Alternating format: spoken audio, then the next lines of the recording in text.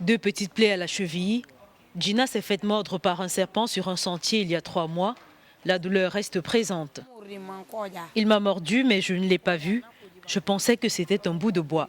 J'ai regardé et j'ai vu que le sang coulait. On a dû me porter chez moi, car je ne pouvais plus marcher. D'après la Société africaine de vénémologie, près d'1 million de personnes sont mordues chaque année en Afrique et plus de 20 000 victimes n'y survivent pas. Sur l'île de Soga, dans l'archipel sauvage de Bihagos, en Guinée-Bissau, on trouve vipères, cobras et ou encore de redoutables mambas qu'on appelle ici kakuba. J'ai connu des gens mordus par des serpents qui sont morts. Les kakubas sont les plus venimeux. Le plus souvent, quand ils te mordent, tu ne survis pas.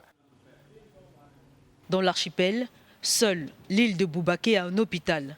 En cas d'incident, il faut plus de 5 heures pour rejoindre par la mer la capitale Bissau. Les victimes n'ont pas souvent le choix.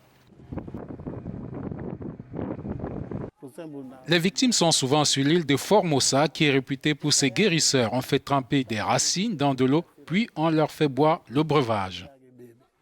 Faute de demande, des groupes pharmaceutiques ont arrêté la production de certains sérums, provoquant une hausse des prix et rendant ces traitements inabordables pour les plus démunis. L'OMS espère aujourd'hui susciter l'intérêt de nouveaux laboratoires pour le marché africain, dont le potentiel s'estime à 40 millions d'euros.